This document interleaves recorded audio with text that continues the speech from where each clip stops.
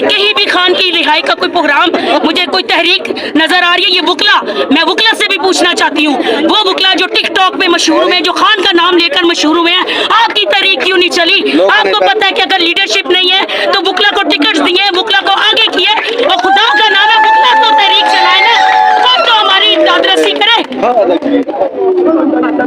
تو کس سے امید ہے آپ کو, کون کرے گا؟ اللہ کے بعد عمران خان.